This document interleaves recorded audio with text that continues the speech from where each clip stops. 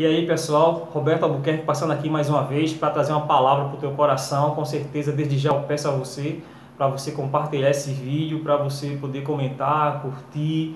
Se você não for inscrito no nosso canal no YouTube, nosso canal é Roberto Gerlane Albuquerque. Você vai lá, se inscreve rapidinho.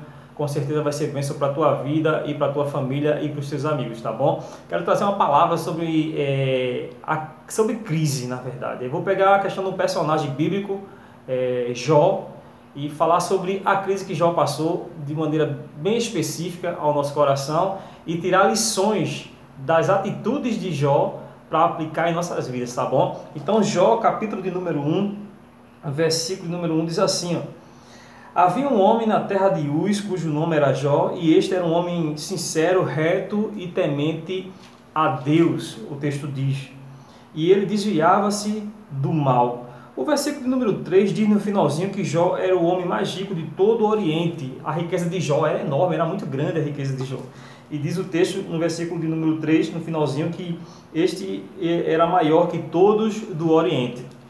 Só que no decorrer do capítulo 1, Jó recebe 4 notícias terríveis. E no versículo 2, mais 2.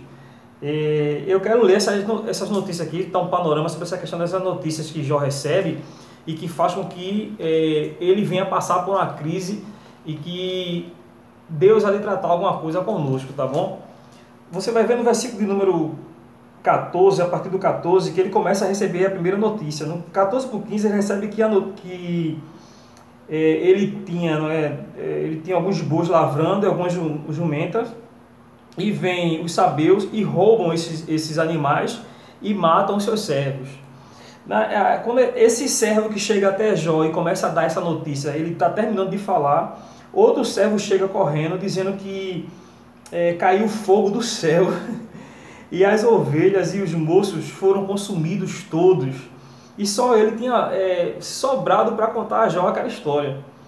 E a terceira notícia que Jó recebe está no versículo 17, dizendo que os caldeus, 3 bandos, uma quantidade enorme de caldeus, aparece lá na parte onde estão os seus camelos, rouba os camelos e mata os moços que cuidavam dos camelos, e só um volta para contar a história para Jó. Então, enquanto esse terceiro está contando essa terceira e terrível notícia, vem o quarto e traz a quarta e pior notícia. O quarto vem e diz que, do versículo 18 e 19, que os seus filhos estavam reunidos, como de costume, na casa do primogênito, na casa do irmão mais velho, festejando, fazendo uma festa. Só que vem um vento muito forte do deserto, e esse vento entra na casa e invade toda a casa e dá a entender que a casa é destruída e também afeta todos os filhos também morrem. Aí Jó, no versículo 20, 21 e 22, no versículo 20 e 21, mas para ser mais específico, ele tem algumas atitudes, ele tem algumas reações que vão trazer verdades impactantes para a nossa vida. Mas deixa eu falar para você mais 2 notícias que Jó recebe, que está no capítulo 2, no versículo de número 7, porque você vai ver no capítulo 2 que Deus permite o inimigo tocar no corpo de Jó e fazer com que Jó venha passar por uma situação de enfermidade, e dá-nos a entender que é como se fosse uma lepra, porque Jó pega uma telha, um caco de telha, dependendo da versão, ou de cerâmica, dependendo da versão que você esteja, e começa a coçar o seu corpo. É algo terrível, a chaga, a enfermidade que Jó passa é terrível, ele começa a coçar o seu corpo. A outra notícia que Jó recebe está no versículo 9, quando a mulher diz para ele, segundo a versão da corrigida, e a maioria das versões que nós temos aqui no Brasil, a mulher diz no final do versículo 9, amaldiçoa o teu Deus e morre. Você vai ver quando você vai analisar esse versículo, deixa eu abrir um parênteses, quando a gente vai analisar no hebraico, dá a entender no termo do versículo 9 que a mulher não diz amaldiçoar, a mulher diz a ideia de tu ainda estás bendizendo esse Deus, tu adora esse Deus, né? Na verdade, no contexto, é como se ela estivesse dizendo o seguinte, é tipo uma exclamação, ela está dizendo assim, ó, ironizando na verdade, ela diz assim, olha, tu vai fazer o seguinte, Jó, louva o teu Deus, adora o teu Deus e morre. Ele está dizendo assim, ó, louva o teu Deus, continua louvando, adora então e morre depois de tudo isso aí. Né? Então, por isso que, para simplificar, para que a palavra venha a ser de uma maneira mais, e trazer mais impacto a cada um que estamos lendo, o tradutor, né, quando trouxe do inglês, a versão colocou como se ela estivesse amaldiçoando, dizendo para Jó amaldiçoar. Então, essa é a sexta notícia.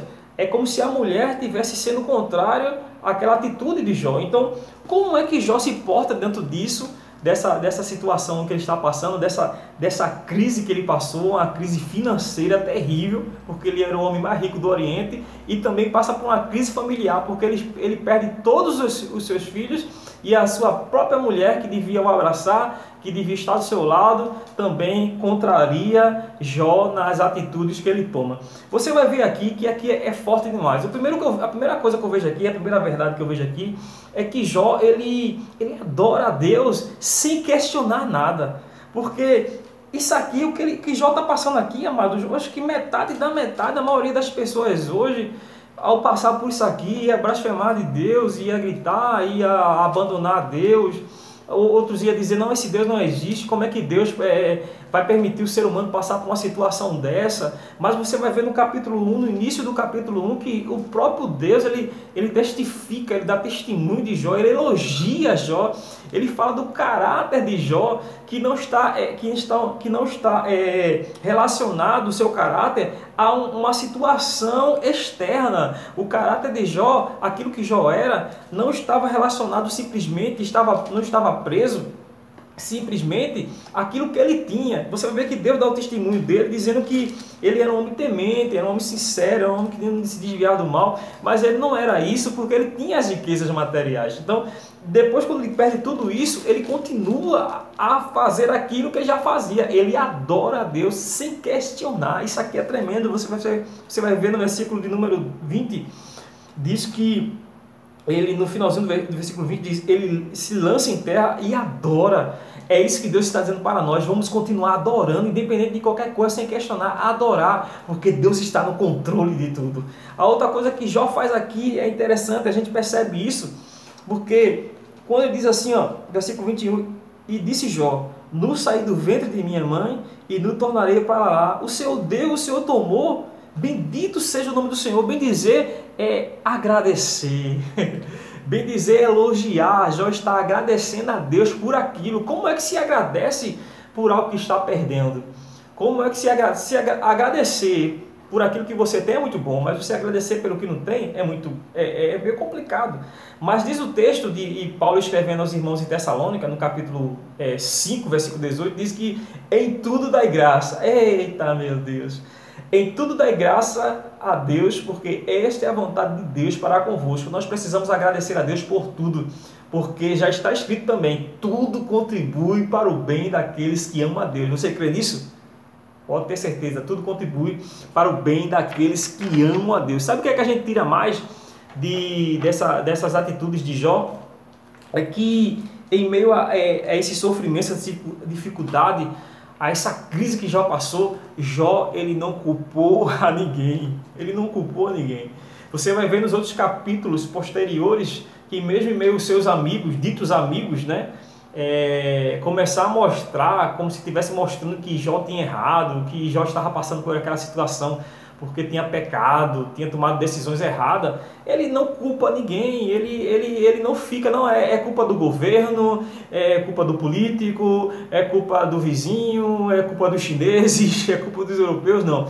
Jó não culpa ninguém. Amados, um dos grandes problemas, você que está vendo esse vídeo, que o ser humano tem, é que ele começa muitas vezes, infelizmente, a colocar simplesmente culpa no outro e não toma a decisão de tentar fazer alguma coisa para resolver essa situação. Aquilo que vem às tuas mãos para fazer, você deve fazer. Aquilo que vem às nossas mãos para nós fazermos, nós devemos fazer. Não adianta nós simplesmente nos colocarmos numa cadeira de juiz, entendeu? Simplesmente para criticar e apontar, se nós não nos levantamos para fazer alguma coisa, tá bom? Fica essa palavra para o teu coração. Não adianta nós nos colocarmos em cadeira de juiz para ficar só apontando e determinando quem é culpado ou não, se nós não tomamos uma posição de nos levantar e tomaram a posição para fazer alguma coisa. Então, Jó não culpou ninguém, nós também precisamos fazer isso. Jó adorou a Deus sem questionar, Jó agradece, mesmo que não tenha motivo aparente. Jó, ele não culpa a ninguém. E em último lugar, eu quero falar para você que Jó, ele confia em Deus, ele confia em Deus de maneira assim, fortemente, assim, incondicionalmente. Jó, ele confia em Deus de maneira incondicionalmente. Isso aqui é muito forte, porque você vai ver que depois de tudo isso que ele passou, você vai ver, tem um texto de Jó, no capítulo de número 19, deixa eu ler esse texto, é muito conhecido, mas vou ler. Jó, capítulo 19, versículo de número 25, isso aqui é muito forte. Diz assim, ó: porque eu sei que o meu Redentor vive e que por fim se levantará sobre a terra. Aleluia. Porque Jó confiou em Deus, tá, de maneira assim, incondicionalmente. Nós precisamos confiar em Deus, independente de qualquer coisa. Se você está vendo, confie em Deus. Se não está vendo, confie em Deus. Deus te abençoe em nome do Senhor Jesus. Tchau, valeu.